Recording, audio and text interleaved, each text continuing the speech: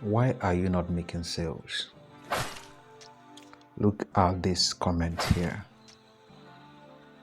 That is the reason why I decided to bring up this video. There are 8 things I'm going to share with you in this video that will help you to make sales as a shoemaker. Nobody will tell you this for free, but I'm going to tell you. These 8 secrets I'm about to share with you, it's something that will help you to make sales. Because we can all agree that one of the major aims of being a shoemaker is to make money. Though some of us use it as a hobby or side hustle, but still, we all want to make sales and make profit. So listen very attentively. Number 1, the major problem some of us have is that we believe that whatever is trending online will be what our customers want. It is very wrong. Sometimes the trend online might not be the specification or the type of footwear your potential customers want. I want to leak the secret to you. You are supposed to monitor the potential customers around your vicinity. Look at their foot to see the kind of footwears they wear. It doesn't necessarily mean that what is trending online must be what your potential customers would like. You might be lucky and the trends online might be the same thing that your customers demand, but sometimes and in most cases it is not like that. The choice of your customers or your potential customers might be different from what is trending online. So always do your investigation, make your market research, find out the type of footwear your customers or your potential customers would like to buy. Number 2, most of us will leave the footwear that we are supposed to make and we are making the wrong ones. What do I mean by that? You see people who don't have customers or potential customers who will buy shoes from them, but they make shoes and sample, and at the end of the day they sell 1 or 2. They don't make sales as required. Before you choose a particular footwear to make, consider the potential customers and those who you look forward to buy from you. You have to note that, know what they want. For instance, if you have bankers or corporate workers around your vicinity, it means you are going to have potential customers or customers who would patronize you in buying the shoes that you make. But if you don't have corporate workers like bankers and government workers, those who wear shoes or even t-shirts around your vicinity, why then should you concentrate on making shoes? I'm not saying you shouldn't make shoes, but you should monitor those living around your vicinity or around your workshop to know exactly what they need. You are going to work according to what they need if you want to make money, that is making sales. Number 3, consider what your customers want.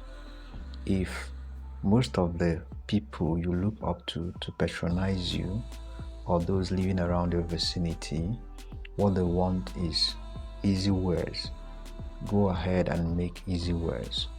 If it is shoes, go ahead and produce shoes. You have to monitor your vicinity to know exactly what the demand is.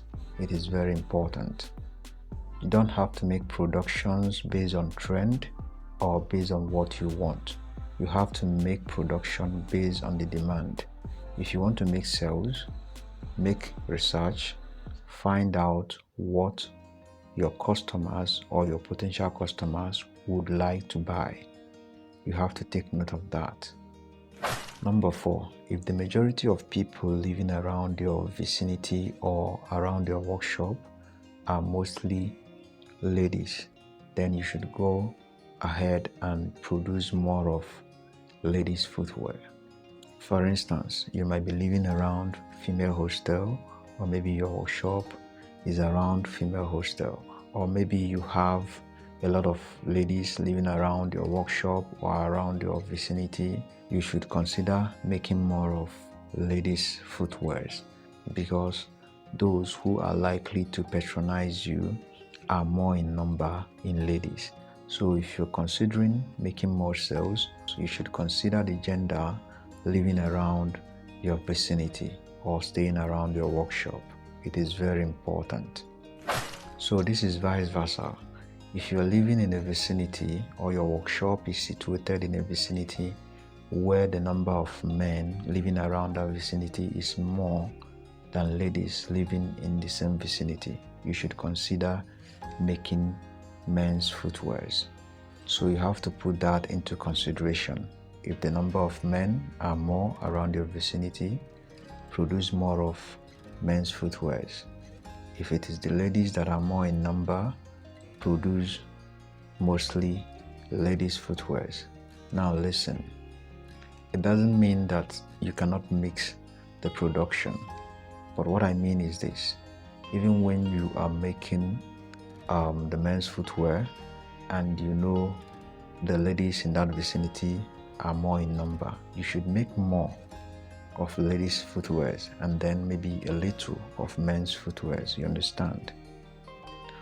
So this is vice versa. You have to do proper research and make sure you find out the census of the men and the ladies living around where your workshop is situated or where your house is. It is going to help you and also give you a clue on which footwear to produce, which will also grant you more sales and even make more money. Number 5, most of us, we don't consider the financial strength of people who are likely to patronize us. I want to tell us it is very important that you put that into consideration. You shouldn't make a footwear that is too costly when you know that those who are likely to patronize you, those who are your potential customers, they cannot afford it. So some of us, we don't know that we have to think about these things. Before you make your production, you should consider the quality you're about to make. Make sure that your potential customers and those who are likely to patronize you, that their financial strength, that the product you are making is something that they can afford. If you understand the financial strength of those who are likely to patronize you, you will know the quality or the standard of the product you are supposed to produce. It is going to affect you if you make a production that is very costly in price, and those who are likely to patronize you are the kind of people who their financial strength is not up to that. You find out you are not going to make any sales, or you can even make a little sale. So, but the aim is for you to continue selling, because the more you sell, the more profit you make. So for you to make more sales, consider the financial strength of people who will patronize you. It is very important. Another thing is this: you shouldn't make your products substandard. You shouldn't make them inferior. But what I mean is this: the strength, the financial strength of your potential customers will determine the type of material you will use to make the products. If the people who live around your vicinity are people who live on average, you should make products that are on average price, something that they can afford, and something that is equivalent to that amount that they can afford, so that when they buy from you, they will enjoy the value of their money and come back next time. So don't say because I said you should make something on average, then you make something that will chase away your customers. No. Make sure that the value you are giving is worth their money. You have to be very calculative here. Then This also works vice versa. If the people who live around your workshop or your house are those who can afford high quality, give them high quality. The major aim here is to make more sales. So the demand of your customers are very important, and their financial strength is also very important if you want to make more sales. Now, if mostly people who are likely to patronize you are those who live on average, you can also make a little of high quality products, then make more of products on average, or even you can make high qualities based on special request or demand. I hope we got that clear. Number 6, treat every customer specially, and also devise means and also learn a way to handle negative feedbacks. This is where most of us have problems. When your customer brings a complaint to you, you don't know what to do. And what will happen? You lose that customer. But if you do the necessary things you are supposed to do and handle the situation the right way, you are not going to lose that customer. So you have to continue to learn and devise means on how to handle negative feedbacks from your customers, fix those negative feedbacks, and make sure they are happy. This is very important. Discard arrogant customers if their attitude is affecting your mental health. That is after you must have tried in several ways to manage such arrogant customers and you were not able to handle them. Discard them so that you will have your mental health. You need sanity to grow and serve other customers. So it is very important. Number 7, most beginners and most people do this. They bring down the price of their product because they want to make sales, to the extent that the price is so low that their potential customers begins to assume that their product is inferior, even when they used a very good quality materials to make those footwears. But because of the price, their customers will begin to think that those footwears are substandard and inferior. Don't bring down the price of your products so low simply because you want to make sales. It is not advisable.